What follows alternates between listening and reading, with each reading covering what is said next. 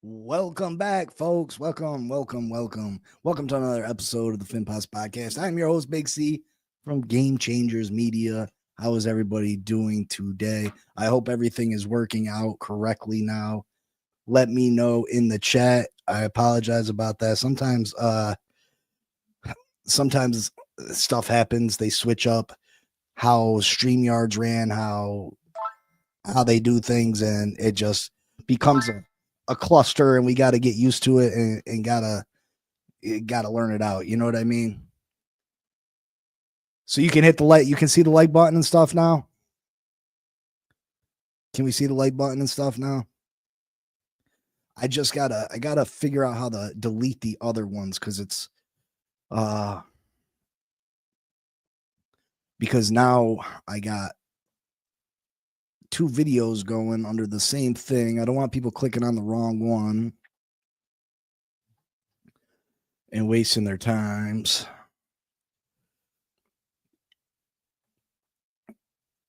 How do I delete? Edit video. Oh man. So where was I? Yeah, I still feeling good over the Buffalo win.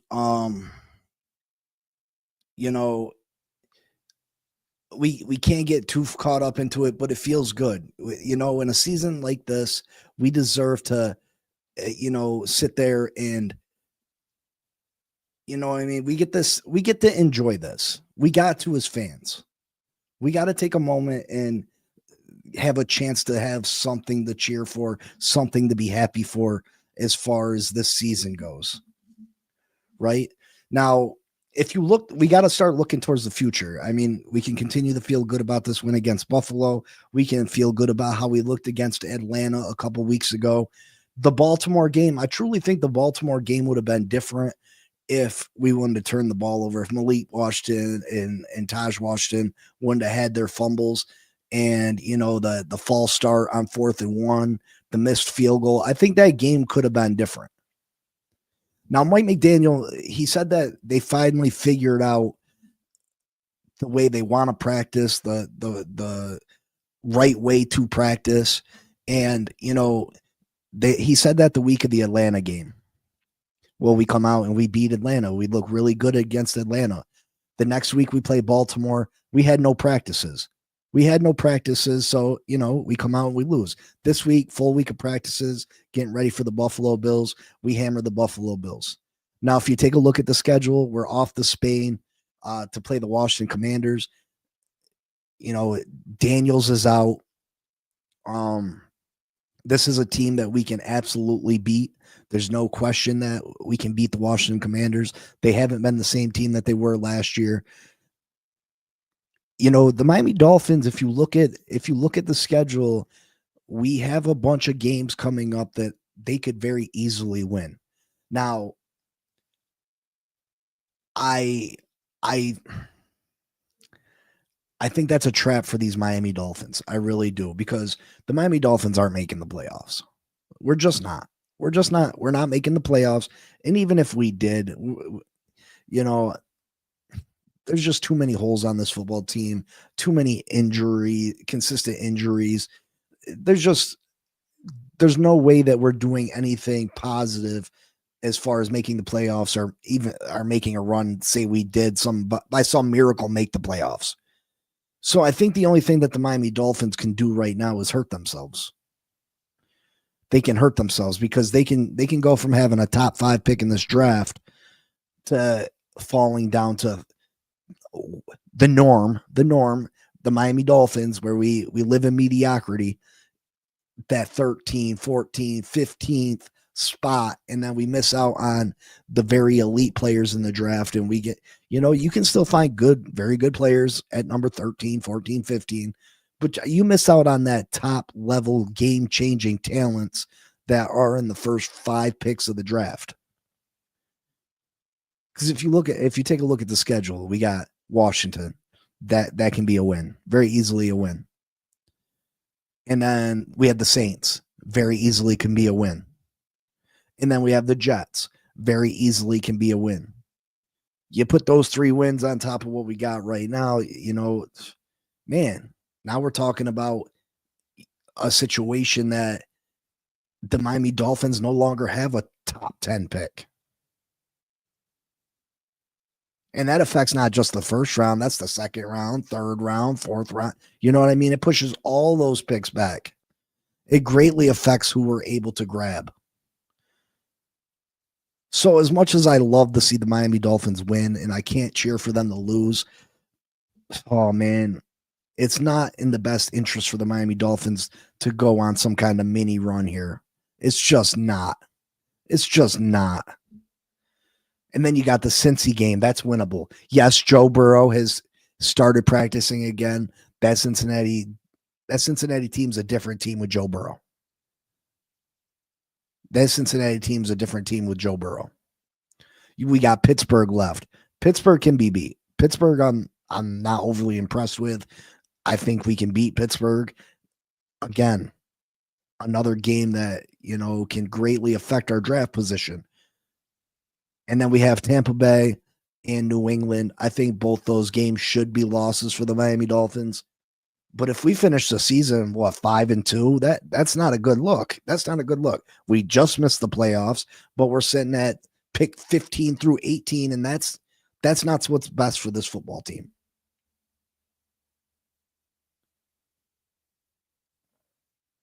You know what I mean? That's not what's best for this football team. Does anyone get Tim Tebow vibes from Mendoza? I don't know if I get Tim Tebow vibes. I think Tim Tebow is more of an athlete. Mendoza is definitely he's more equipped as a thrower of the football than Tim Tebow ever was.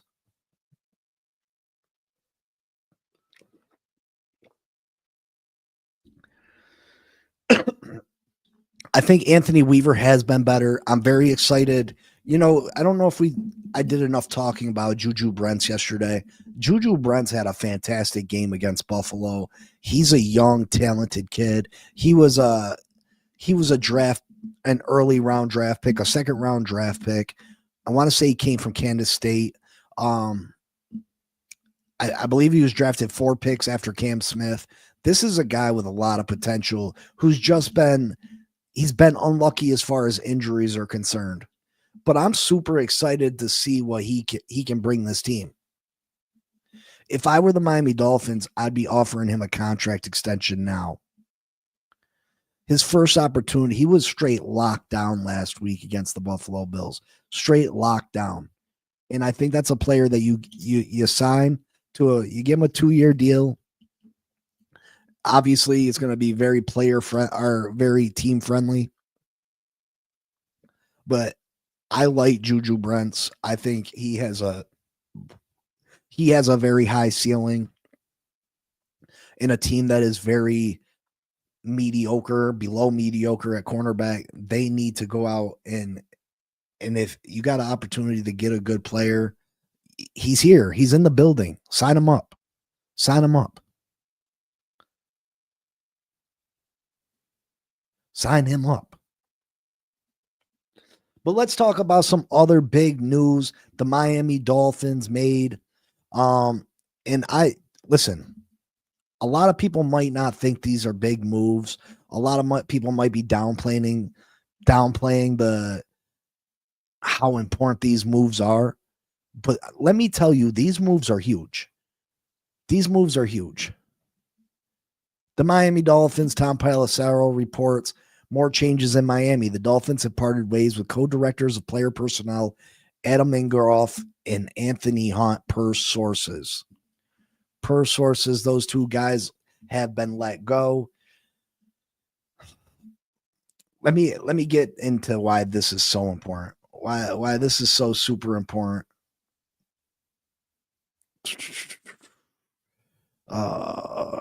Where's she be? First off, let me tell you who these guys are. Hunt has worked with the Dolphins since 1994. Take that into consideration. He's been there years before Marino even retired. You know what I mean? Since 1994, Ingroff has been employed by the Dolphins since 1999. Listen, these guys been here a very long time, two of the longest tenured people in the Dolphins organization. Obviously 10 days ago, GM Chris Grier was released. These two guys, hold on one second. Sorry about that. I lost my place. Boo, boo, boo, boo, boo, boo, boo, boo.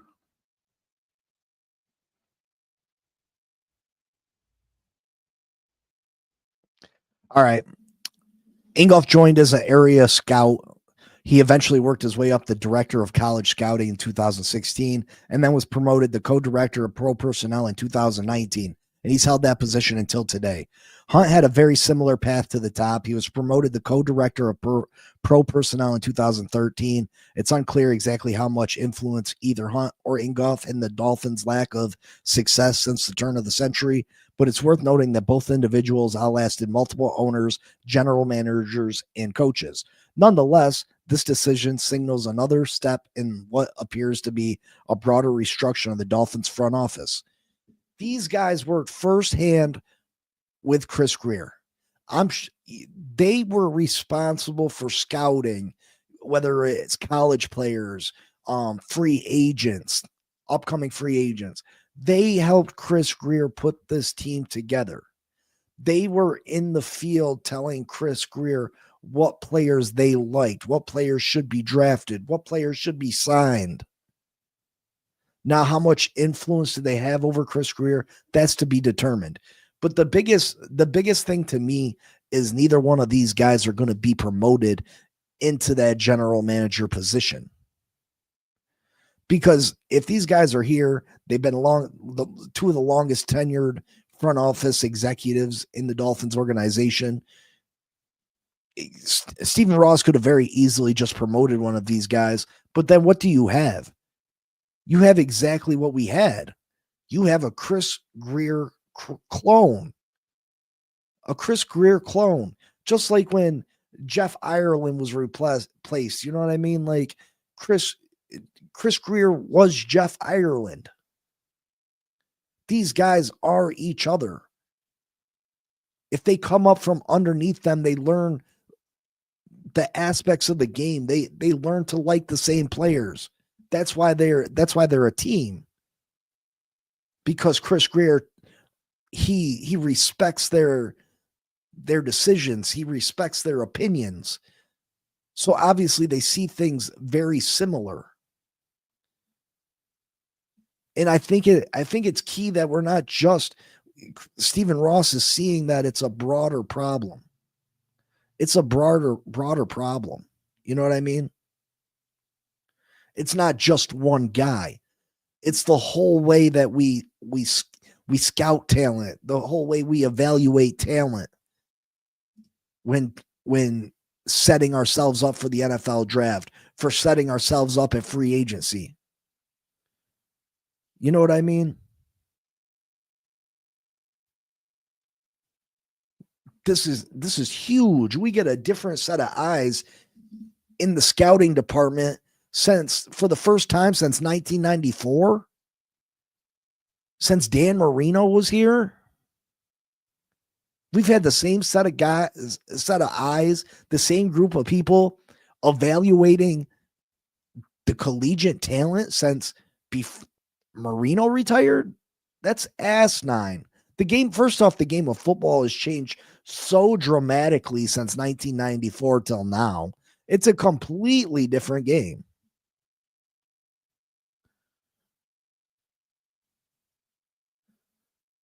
So I'm super stoked. I'm super stoked that Chris Grier is making a complete overall of the people responsible for building this football team, for building this franchise. You got to be excited for that. You know, we can fire as many coaches and hire as many general managers in the last 25 years, but if you keep everybody else in place, you're basically just, you know, you're just replacing one part. It's not that big a deal. You have to tear it from the roots. If you pull a weed out just from the top, what happens? It grows back. You got to get down there and get the roots. If you really want the weed to stop growing, you got to get down there and get the roots. And that's what the Miami Dolphins, that's what Stephen Ross is doing now. He's getting the roots of the problem.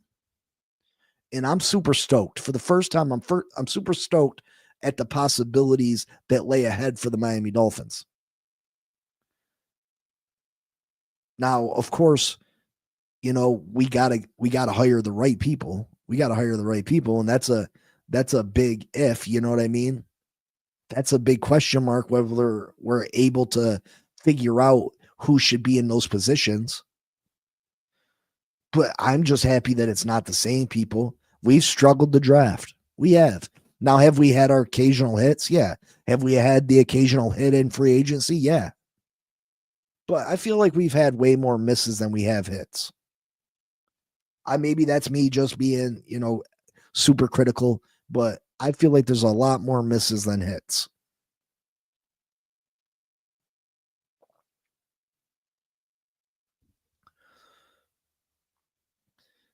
Finally, we're not having a clone. It's not going to be a clone of the person that was here before. Finally, we have an opportunity to get some different people in the building, a different set of eyes, a different way of building a football team.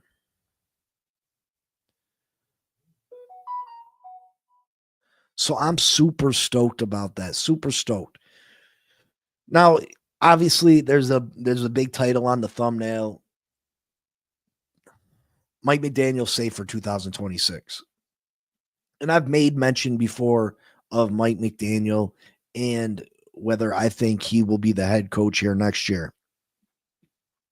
Well, I'll tell you this much. Certainly, he did not hurt his chances with the big win over Buffalo. He did not hurt his chances whatsoever. Listen, man, I'm sure Stephen Ross was absolutely giddy over the fact that we were able to beat Buffalo so convincingly. We looked very good doing it. I think that's a huge check mark in the Mike McDaniel is the head coach for 2026 box. You got two sides you got two sides. Fire Mike McDaniel, keep Mike McDaniel. That definitely is a check mark in the keep Mike McDaniel. What are other check marks over on that side? Well, you got to give a check mark because Stephen Ross absolutely adores Mike McDaniel. That's a check mark. He loves the guy. He thinks he's super smart. He thinks he has a great deal of potential, which I can't deny. I think Mike McDaniel's super smart. I think Mike McDaniel has a bunch of potential. I truly do. Do I think sometimes he's too smart for his own good? Am I in love with his press conferences? No. Has he struggled at times with clock management? Yes. Has he struggled at times to make adjustments mid-game? Yes. But those are all things I think he could get better at. I think those are all things that can be better. He can be better at, and that he will get better at. Now, the real question to me is how much influence did Mike McDaniel have when it came to putting together the roster for the Miami Dolphins? I want those questions answered. I want those questions answered because if it comes out that Mike McDaniel was given the players that Mike McDaniel wanted and Chris Grier just gave him the players that he wanted and he listened to Mike McDaniel, then Mike McDaniel needs to go. No ifs, ands, or buts about it. But if it was that, and I don't truly believe that's the case. Chris Grier just doesn't come off that as that type of guy to be taking orders from the head coach. He doesn't come off as that type of guy. Now, do I think he listened to Mike McDaniel? If Mike McDaniel liked the player, sure. But I think for the most part, Chris Greer put the roster together and Mike McDaniel had to work with whoever he got for him. Let's hold your horses on promote Weaver to head coach. Let's hold our horses on that. Just a short few weeks ago, we were talking about Weaver was absolutely not the right guy for the head coaching position.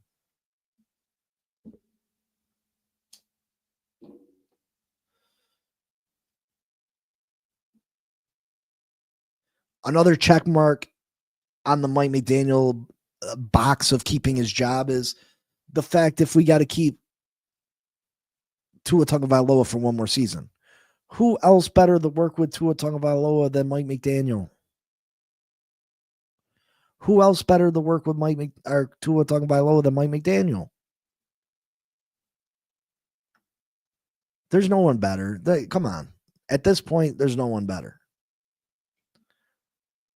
Now, I think if we go into the draft and we take a quarterback with our first round pick, do I think that quarterback comes in and beats out Tua? No, I don't believe that. I don't believe a quarterback just steps in and beats Tua out for the job. Now, could it happen? Sure, it could happen. But Tua knows the playbook. Tua knows, Tua's not a bum. Tua's not a bum as much as everyone would like them label him as that. He's not a bum. Tua has a lot of areas that he's troubled in, but he's not a bum quarterback. You're not just going to come in and take his job. You're not just going to come in and outperform him in practice. That's for sure. Maybe in game time footage you could outperform him, but at practice, I mean, Tua's pretty sharp at practice. Tua's pretty sharp when he doesn't have to worry about being hit. How many times have we heard Tua's cooking at practice? You know what I mean?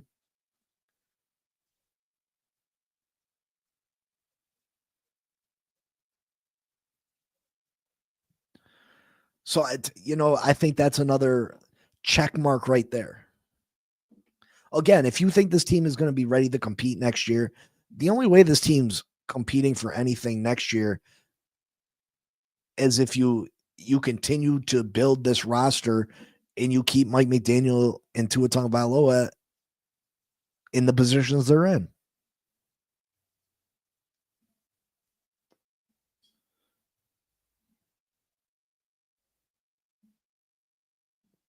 I mean, and listen, do I want to see that? Not necessarily. We're just in such a listen. If we could walk away from Tua free and clear this year, I would do it.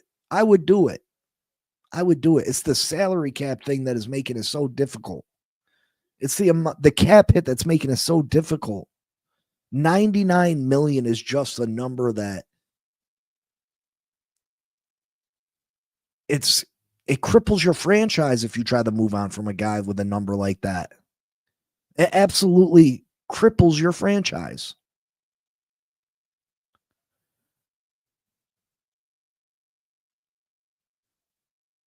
Like, what are you supposed to do? What are you supposed to do?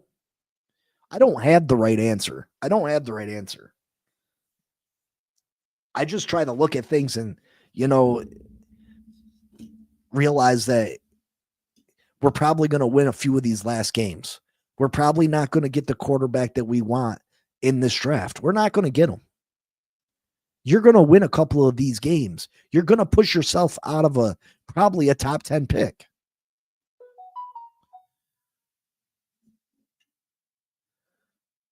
And then, of course, you could draft a quarterback with your first round pick at 12, 13, but you've already missed out on the top quarterbacks. Or you can mortgage your future and put together multiple first rounds to move up and get a quarterback. But I don't want to do that neither. I don't want to give up 3 years worth of first round picks to move up for a guy that is not guaranteed to be the guy. Let's say we finish with the 13th pick in this year's draft. And then say we try to move up for Mendoza. Let's say we try to move up for Mendoza. We'd have to take this year's first, next year's first, probably 2028's first, to move up to number 1 to get Mendoza. Then we draft Mendoza, and Mendoza's a bust. What does that do to our franchise? Miller, the one thing that the Broncos had that the Miami Dolphins don't have is they have a coach that may be considered a Hall of Fame coach. We don't have a Hall of Fame coach in the building. We don't have a Hall of Fame coach in the building.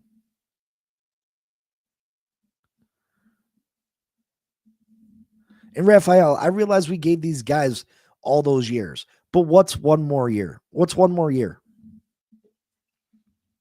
What's one more year? To me, I think the best course of action is you keep Mike McDaniel one more year. You keep Tua one more year. And listen, do I think we're dead in the water if we keep those two guys? No, I don't. I think if we get a competent general manager, real life, if we get a general manager that knows what the hell he's doing, if we get a general manager that knows what the hell he's doing. Now just hear me out. Hear me out before you criticize the plan. And I can't guarantee that this plan works, but hear me out. Mike McDaniel, you keep him next year. You hire your new general manager, you keep Mike McDaniel next year. You keep Tua because you're just the salary cap forces you to it. The salary cap forces you to it. You keep both those guys. Next year's team looks like this. You got Jalen Waddle. You got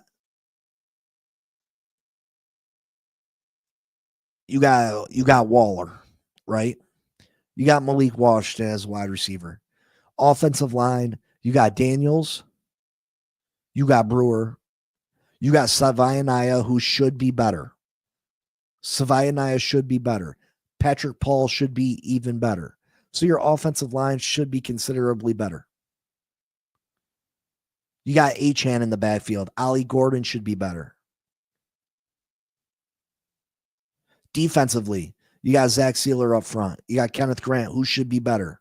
Jordan Phillips, who should be better.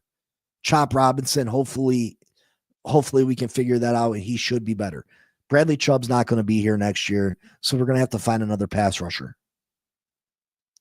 You got Jordan Brooks. He's been fantastic.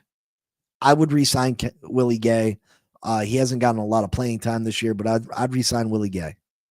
Dodson has been very good for us. In the secondary, you got Fitzpatrick. Dante Trader has played better. You got Jason Marshall, who hopefully he can continue to grow. Rasul Douglas, I'd bring him back for one more year. He's been fantastic for us. And Juju Brents, I'd bring back Juju Brents. Cater Kohu should be healthy next year. That's your slot guy. Hopefully he comes back healthy. So then you got the 12th pick in the draft. You go and you draft best player available to a point. If the best player is a player that you do not need, you move on and you go the next position. Jack Jones, possibly Jack Jones. I mean, there's some guys that are question marks. I'm just talking about guys that I would absolutely bring back. You go and you draft best player available. Right? You go through it, you maybe see where Tyreek is as far as his rehabilitation, what kind of money that he's seeking. You might be able to get Tyreek Hill back in the building super cheap. You might be able to get Tyreek back super cheap. So then you go through and you draft best player available. You go and you continue to build this team the proper way. Right? Let's say we take a top end a tackle in the first round. We take a corner in the second round. And then you fill out your roster, best player available through the 7 rounds. You got a couple third round picks. You should be able to build this team pretty good. And then you get to 2027. Let's say we make the playoffs, losing the wild card. You fire Mike McDaniel. You release Tua Tagovailoa. Right there, we got a shit ton of salary cap space. Shit ton of salary cap space. You go in, you draft a court, you hire a coach who gets the opportunity to pick his quarterback. And by this time, because you had the 26 draft, you had your 25 draft guys. Your offensive line should be raring to go. You should have a pretty good offensive line. You should have a pretty good defensive line. Your secondary should be decent. Your linebackers are good. Your running back's good. Maybe you need another wide receiver. But all this team would really be needing is a quarterback. You go into that draft, you move up as much as you can. You get the quarterback that your coach wants. You got $100+ million in free agency money. You go out and you add a wide receiver. You go out and add a top flight corner. You go out and add whatever piece you need to make. And then automatically you got 5 years of a quarterback and a new head coach and a lot of salary cap because you don't got to pay your quarterback for the next 5 years to build a Super Bowl winning team. You got 5 years of your quarterback making minimal money to build a Super Bowl team around that quarterback.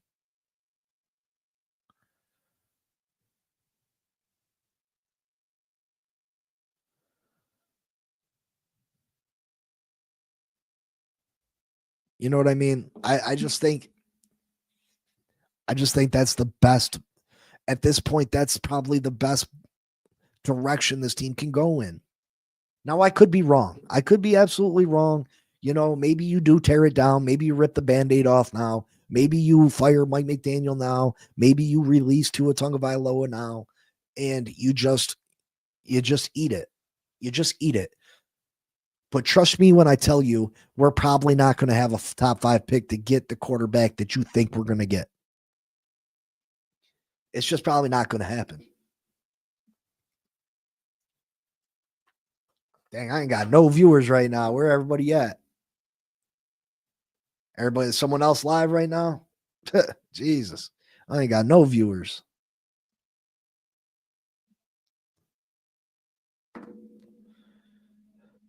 I started talking about keeping Mike McDaniel and Tua one more year. People want to bounce out on me.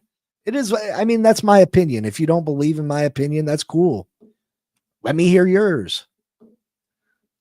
Thank you, Bonnie.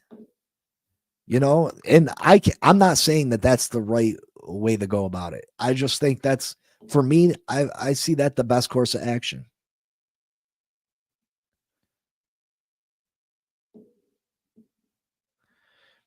I mean, you can choose Miss Finn's on if you want. Go ahead.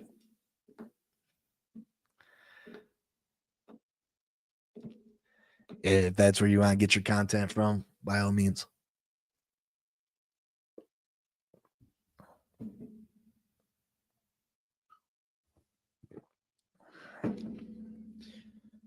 But yeah, I think that's the best course of action at this point. And that way we can still be a competitive team next year.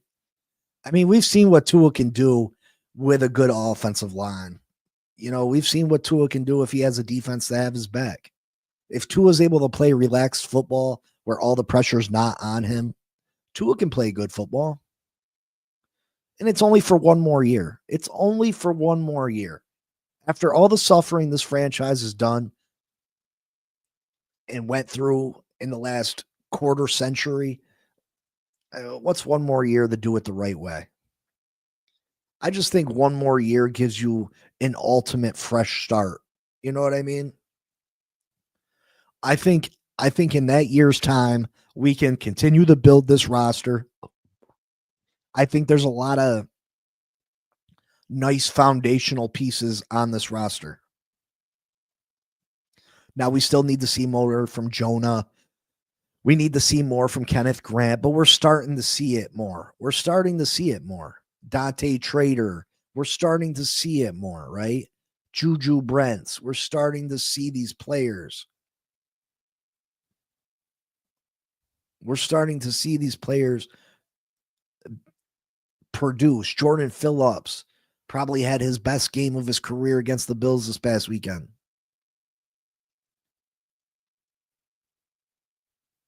You know what I mean? So there is foundational pieces. We need to get Chop Robinson going. Chop's got to show me something these last few weeks. Chop's got to show me something. We need Daniels to get back healthy, see what he's made of, what he's got.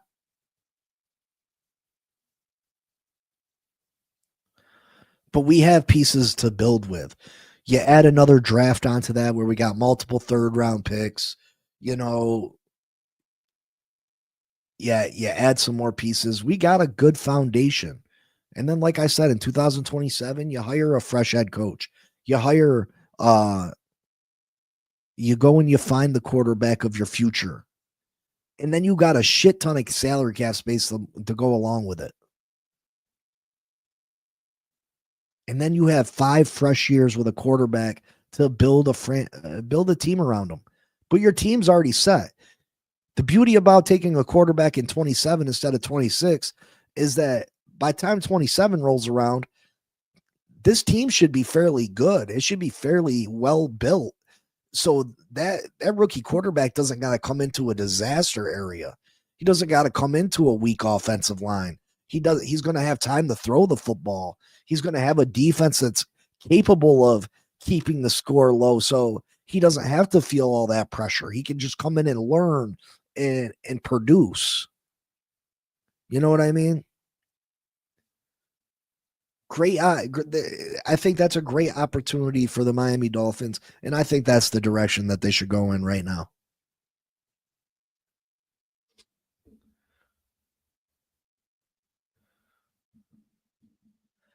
That's just my opinion.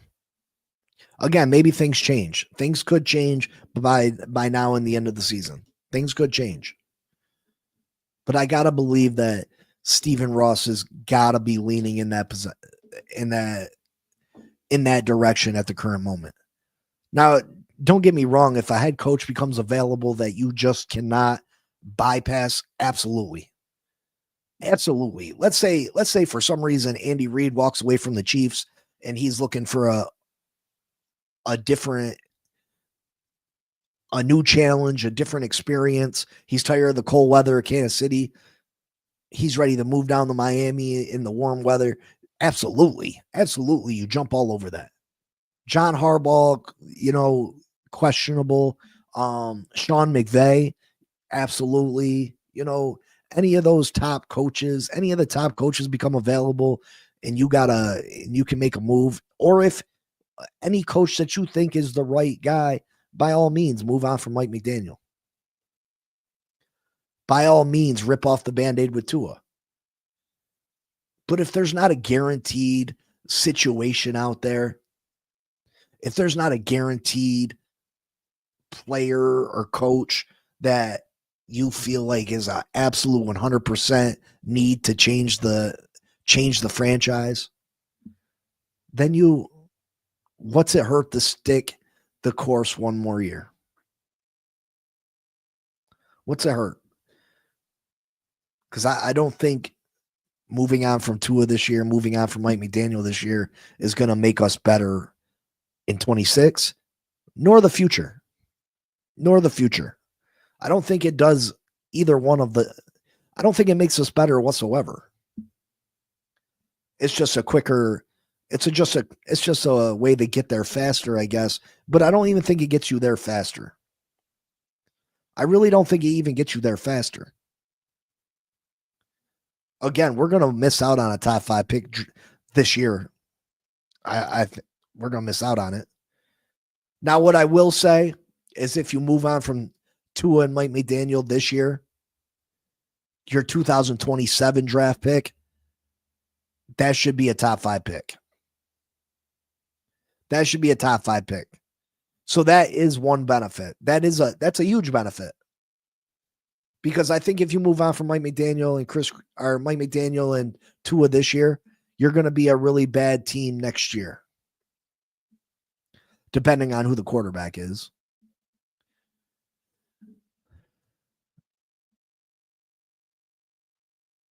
Yeah, Miller. They start right away. In 27, they start right away. If you take a quarterback in 27, they start right away. If we draft one in 26, they can sit and learn, which is proven to be better in development. I get that, Miller, but who's going to teach them? Tua? You think Tua's going to be? You think Tua's going to be overly, you know, acceptive of a new quarterback who's there to take his job? You think Mike McDaniel's going to be overly acceptive of a, you know what I mean? I just don't know. I get what you're saying, and it makes sense. It does make sense. But we've seen quarterbacks come in right away.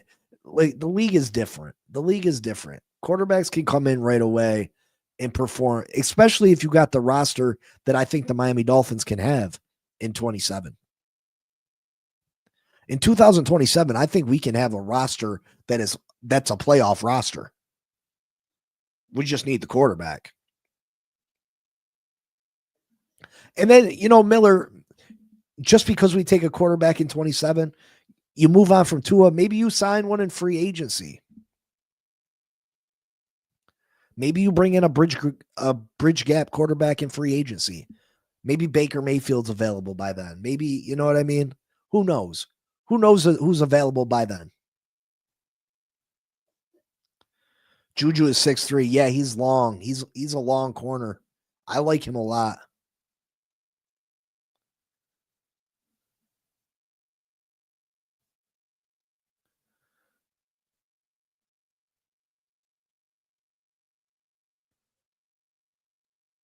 He's taller.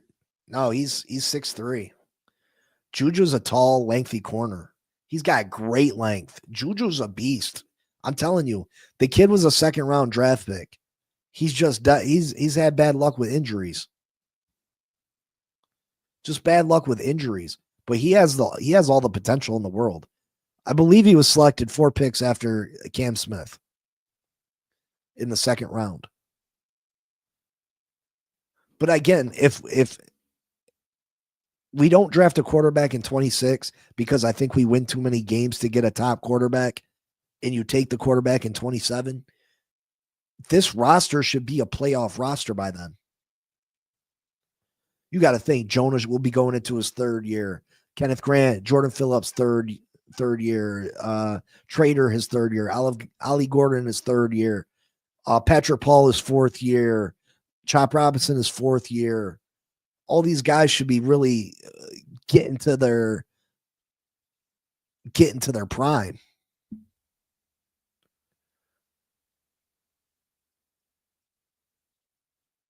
Yeah, you got Jalen Waddle, who's still young. You got Achane, who's still young. Like, I'm telling you, this team could be Juju still young. You know what I mean? You could have a really good roster in 2027 that you can draft a quarterback high, and they should be able to step in. And as long as they're competent, they should be able to play pretty good football because they got the supporting cast to support them as rookies.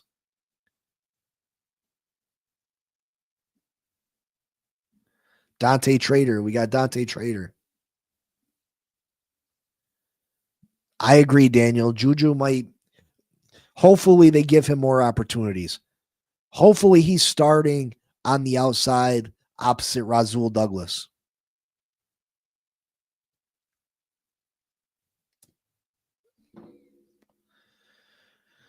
Jack Jones, he's made plays this year, but he's too inconsistent. Jack Jones is too inconsistent. Now I know he had the punch out this week, which was a great play. He made a great play for us, but just too inconsistent. And I need to see what Juju's got. I need to see Juju. Phillips and Grant, yes. By 2027, those 2 guys I fully expect to be top end starting players, if not on the verge of Pro Bowl type players by 2027.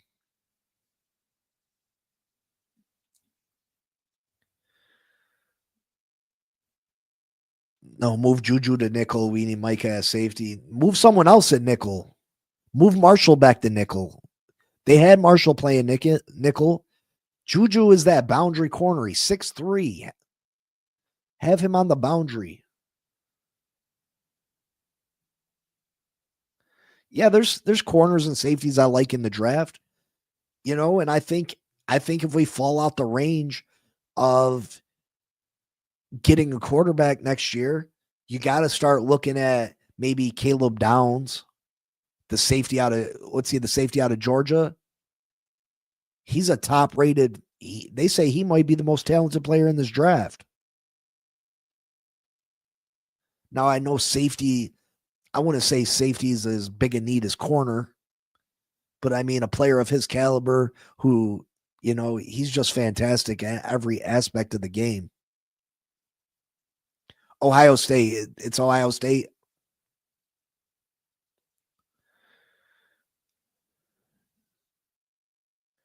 A new right tackle should be a top 3 priority. Edward, I agree. That right tackle position, Austin Jackson needs to go. Austin Jackson, I'm fed up with him. First off, he can't stay healthy. Second of all, he's not even that great a player. He's average, maybe even below average. He was supposed to be our left tackle. We drafted him as a left tackle. He wasn't good enough on the left side. He came to the right side, looked like he could maybe do something over there. Can't stay healthy. It's time to move on. The entire right side of the offensive line is in the center need to be drafted this year, to be honest. Daniels, let's see what Daniels got when he gets back. Daniels is not an old man. Daniels can give us we can't address every position in this draft, right? Daniels can give you 2-3 years, until you're able to draft another top end guard. Tannenbaum from Oregon is good. Safety, second round. Yeah, we're going to go through all those positions. Don't you worry. We're going to tear it apart. We're going to do and we're going to investigate, right? We're going to investigate every position that the Miami Dolphins need, every player that the Miami Dolphins should draft. And we'll do plenty of mock drafts. Don't you worry. We'll get to it. Don't you worry. Don't you worry. But I'm very curious to see what direction this team goes. You know what I mean? I'm very curious to see who's available to be that next head coach of the Miami Dolphins. Again, just because you feel like Mike McDaniel should be replaced, if there's not a candidate out there that I'm in love with, do you go and hire somebody just to hire somebody? Because then you might end up missing out on somebody that's available the next year. You know what I mean?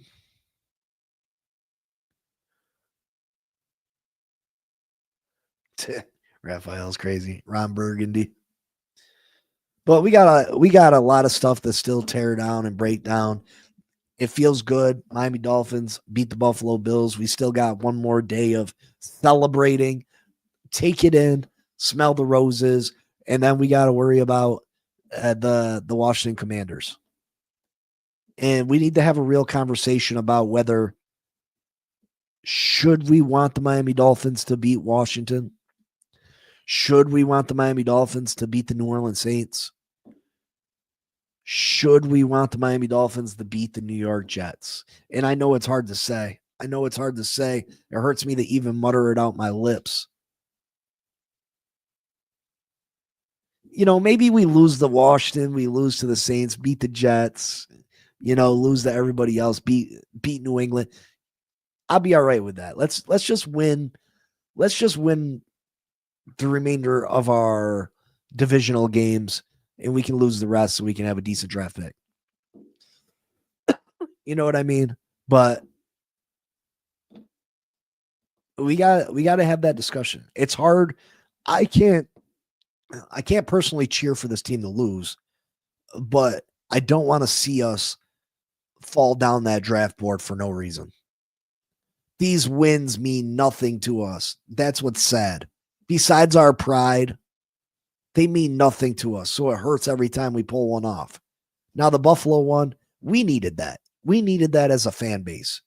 We did. We needed to beat the Bills. And it feels all so good.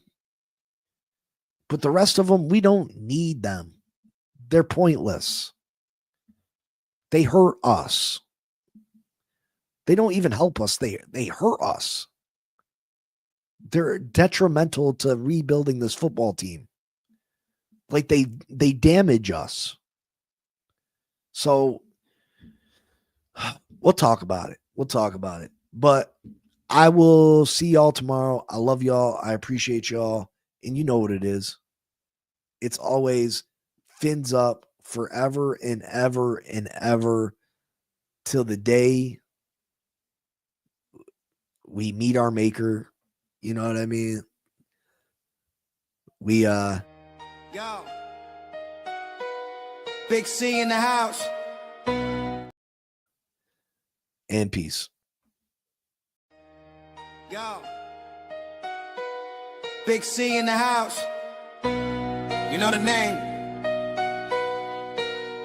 Finn Posse Podcast. Changing the game. Fins up high. Feel the aqua and orange. Miami Heat blazing, we scorching the floor. Marino the tour, we stacking the saga. Legacy deep, call it football nirvana. Big C, break it down, got the stats in his veins. Play-by-play knowledge like he's calling the chains. Fins flying on the field, opponents feel the blast. Tyreek cheetah speed, leaving DBs in the past. Waddle with the wiggle, defense with the clamp. Aqua drip so clean, whole squash the champ. Tune in, Big C, got the mic on lock. Finn Posse Podcast, it's the cream of the crop. Breaking news, hot takes, repping the block. For the Dolphin faithful, it's the one-stop shop. Finn Posse, we the voice of the fans. Miami stand tall, got the world in our hands. Best podcast, yo, ain't no debate. Big C, big vibes, setting it straight. Defense smash, call it Aqua Tsunami. X locking routes like a South Beach Armani. O-line holding strong, trenches like a fortress. Big C dissected, no stack goes dormant.